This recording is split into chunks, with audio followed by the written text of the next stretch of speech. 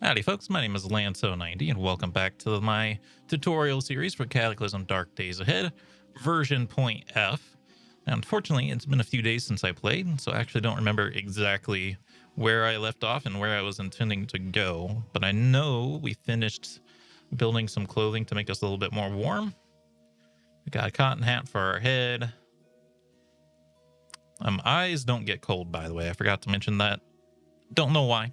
But they don't count for against your cold level.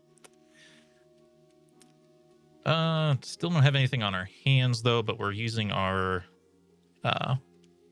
sweater for that.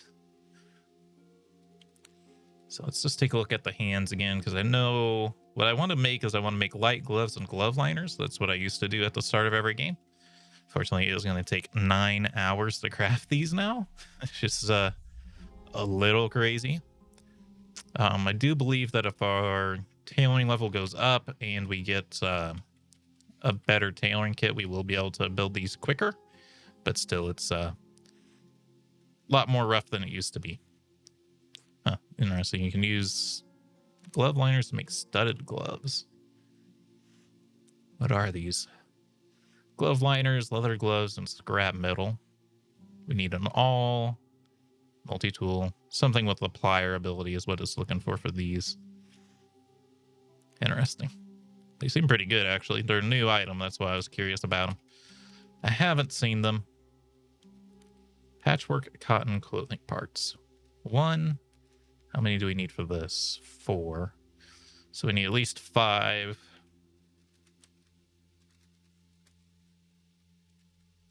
Patchwork cotton clothing parts.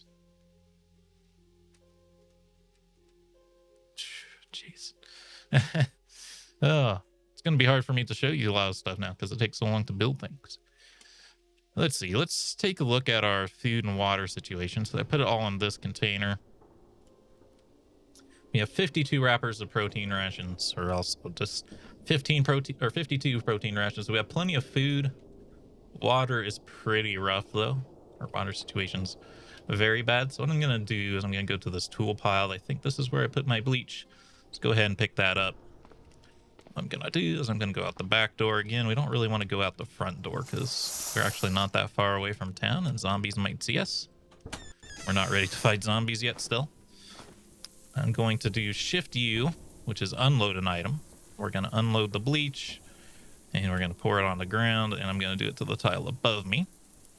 So now I just have a regular gallon jug, no bleach in it, which will be a very good tool for us to process water with. As far as the water goes, right now, it's probably going to be changed eventually, but any tile of water is an infinite source of water. So if you find... like there might even be a puddle in this forest here. You have to be a little careful because it's nothing in the forests. But see, there we go. There's a puddle over here, shallow water that has infinite water in it, even though it's just a puddle. It's a little silly, but you just want to make sure you're near some sort of infinite source of water wherever you build your base at. Same goes for the river. Obviously, it's definitely an infinite source of water. And I don't know if there's oceans in the game. It might just be very large rivers, but I don't think there's any distinction between saltwater and freshwater at the moment. But all water in the game, whether it's coming out of a toilet or if it's coming out of a puddle or it's coming out of the river, it's all not drinkable. It's not considered clean water. It's considered dirty water. Again, it's one of those things where it's like, well, there's real life. There's some places you can drink the water just fine and be okay. So my thinking is just like, it's like fallout water. It's irradiated or something. So it has to get processed before we can drink it. Well, that's the way I choose to think about it. Have 1 gallon jug. It'd be nice if we had 2, because then we could use 1 jug to cook the water in and 1 jug to process it into. Let's see, what else do we have here? I might turn my autosave off, to be honest with you. I wouldn't recommend it for you, but because of the let's play, but the tutorial, I don't want it interrupting us all the time. What do we have over here? I think we grabbed everything good. All right, let's build some other basic equipment. So I'm going to go ahead and wield. Oops, I tried to do where. We want to do lowercase w for wield. I'm going to wield the cudgel again. And you got to remember, now that we have wielding something, our hands are no longer in our patchwork scarf. So our hands are much colder than they were.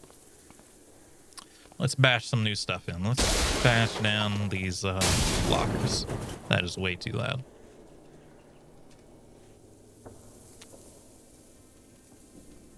Effect, even the ambient sounds. See how low you have to crank volume in games these days for it to, it's not even going to change. That's okay. So yeah, we got a handful of scrap metal. We get a pipe. The pipe's the most important thing I'm looking for right now. Scrap metal and stuff. Also going to pick up the splintered wood and these nails. And the long string. I'm going to leave the heavy stuff behind because I probably can't even put it in my backpack. Used to be able to. There didn't used to be item length, but that's a new thing.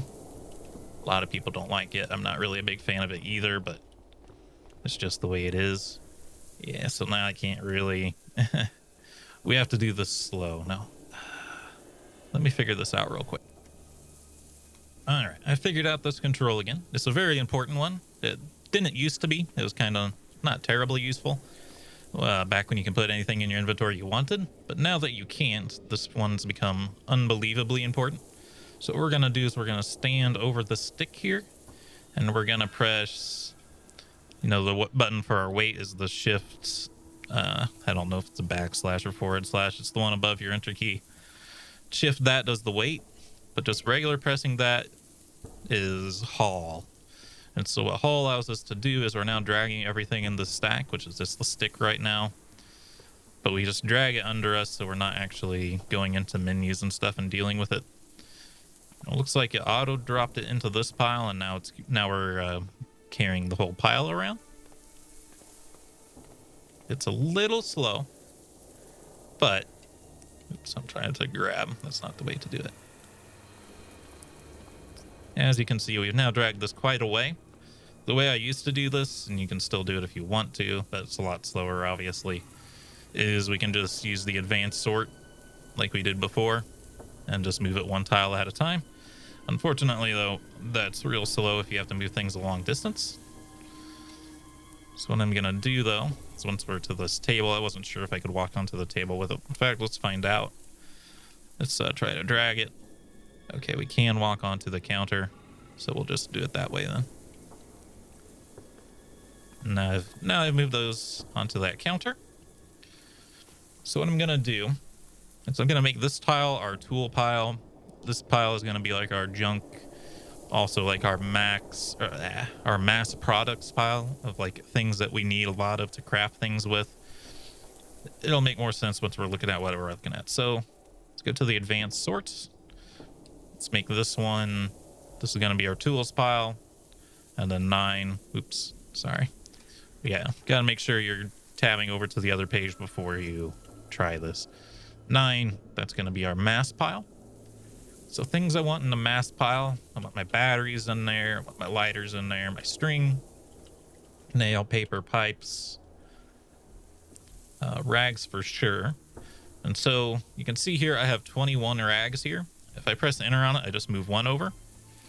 And we know if we press comma, it's going to send everything on this side over here. We don't want to do either of those. We want to move everything in this stack. I believe that is the M key. You can see M brought up how many we want to move. Shift M, though, will just move that entire stack over, which is what I want to do. The rock, the sheet metal, the soap, the splintered wood, thread, and the wrapper's trash. That particular wrapper's trash, because it didn't have anything in it, so I'm going to put it there as well. And so now I have stuff that's more of my like tools, and then I have a bunch of stuff that's just like my mass stuff, just to keep things a little bit more organized. Let's see, we are comfortable in slate. Trying to decide if we want to go try to fight a zombie or not, because I got to show you combat at some point, obviously, right? This is, man, the issue is zombies are really freaking tough. So one thing I will say is our map is kind of hard for me to read. It's too small. Let's go ahead and fix that. So I talked about the font options when we were first in the options menu. But we're going to try to do it here. So I'm just going to go back to our options with the escape key. And let's go to interface? No, graphics. And we want to fix the map font size. So let's see. We're going to make all three of these the same. And right now it's a factor of 8. So I'd like to try to stay on a factor of 8. Let's try to do 24, 24, 24. It might be too big. 24 is pretty big, but we'll press escape and save. Let's see if it worked in game. I don't think so. So let's go ahead and save and quit. This will also fix our audio being too loud too. So get 2 birds stoned at once here. And again, I think our no freeze mod isn't really working, but or maybe one particular item isn't working. I don't really care. I'm just going to press I to ignore those messages. I was supposed to make it ignore every launch, but it never seems to work that way. All right. Now let's open up our map. Okay, maybe it did work the first time. Because it don't seem different, does it?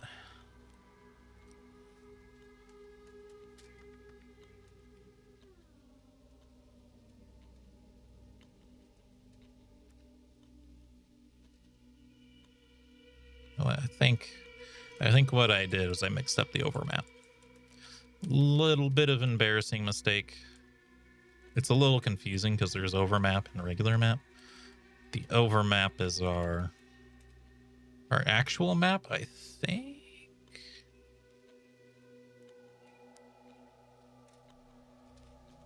Let's try it one more time. Right, I reloaded it. I just skipped it so you guys won't have to look. And indeed, our map is bigger now, but it's too big. Obviously, well, that's a little gigantic. That's not quite how big I wanted to go. So we're not going to be able to do a factor of 8, which is a little unfortunate. As long as they're all the same, it should be okay. Let's do 20. 20, 20, 20. Probably bad luck now. Okay. Yeah, that's about what I'm looking for. It doesn't look like it glitched out. Sometimes your fonts will glitch out if it's like, if you put like an odd number in there, it'll probably glitch out. Or if you have them, because this is a square font, if we try to make it so it's not all numbers are the same, it would mess up. But yeah, that's your overmap. And the reason nothing changed on our main screen, even though it said we were changing the map size, which is actually this screen, is we're not in ASCII. So it's in a tile set right now. So it didn't care. But, so what I think we're going to do, instead of trying to craft more clothing, because it's going to take forever, is I think we're going to try to reinforce what we got, because I think that doesn't take it long. I'm going to drop this cudgel in the space above me just so our hands will stay warm. Also, whoop, game lagged a little bit. It does that on like your first movement, I've been noticing. I'm going to grab this bench, as we talked about before, with the Shift G key. Just going to push it into this corner so that our character is kind of sitting right now.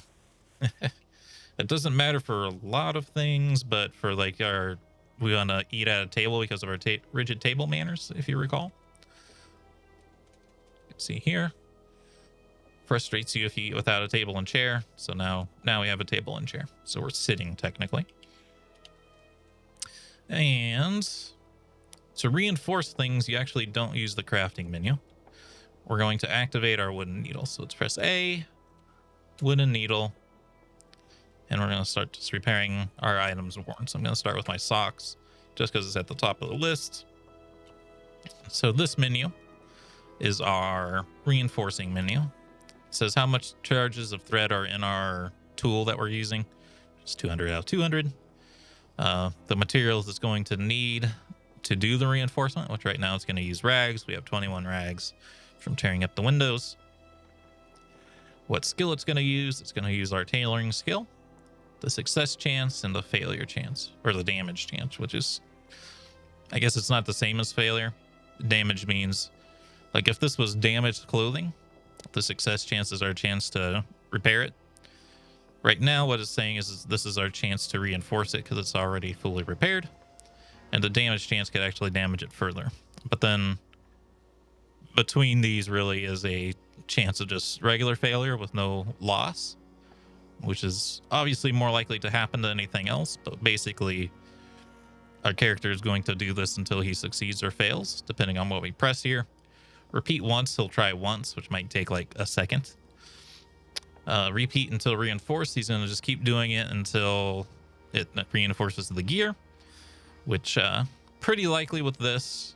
But if we had something that was like really damaged, we wouldn't want to press that because the more it's repaired, the harder it is to reinforce it, and we don't want to waste tons of thread trying to reinforce something that we can't. Repeat until full repaired. Just kind of another option there. I still want to do that. What I always do is repeat until success, failure, or level up. So he'll just repeat it. And you see it was successful. It says down here, made your socks extra sturdy. Let's try our boxers. Okay, so there is a damage chance here. And our success chance is not incredible. We're going to skip over this for now. Sorry, I'm thirsty. We're going to skip over this to now because I don't want to damage them. Let's try our jeans. Same. A lot of these might be the same. The socks might have just been particularly easy, which appears to be the case. Oh, our patchwork scarf's easy enough, so let's try that. It's now reinforced. And here's the one this one is actually more difficult to repair. As you can see, it has an equal chance of success or damage, so we're definitely not going to touch that. Let's go ahead and try our boxer shorts. See, I actually damaged them. I often don't even try if there's a failure chance at all, but 0.6 doesn't seem too bad. We're actually succeeding on single tries, which is pretty good because our rags are going down very slowly. Repeat till success. Repeat till success. All right. We couldn't fix our messenger bag, but everything else has been reinforced. That's going to make us a little bit more tanky in battle. We probably should have taken a look to see what the base stats were. I don't know if we can remember any. We know if anything says like over 1, it's like definitely better than it used to be. They do seem like they're like twice as good as they were.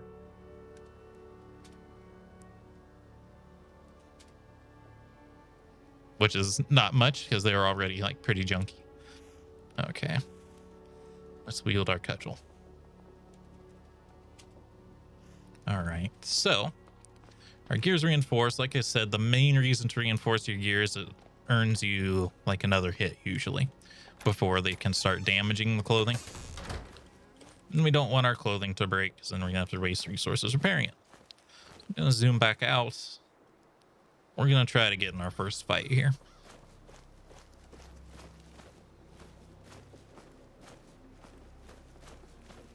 We're gonna keep our distance from the town because zombies can see you from pretty far away now. They didn't used to, but now they can spot you from real distance. And what I'm trying to use here is my mini map. We're just gonna keep a lookout for glowing red dots because that means there's an enemy down there. Usually zombies are on the street between the houses, but I don't really want to go down the street because there's probably a decent amount of them here. Yeah, this is not. It's like a mid-sized. Ooh, crap. There's a black bear. Certain animals are extremely dangerous. Bears are one of them.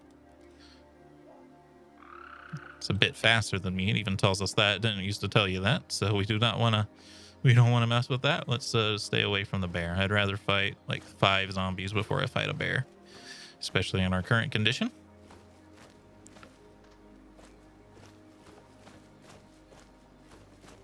Just gonna kind of inch my way in. We don't want to go in with guns blazing. Where are those zombies at? This is actually weird. Okay, there's a zombie. There's a decayed zombie to the south. Let's see where the heck he is exactly.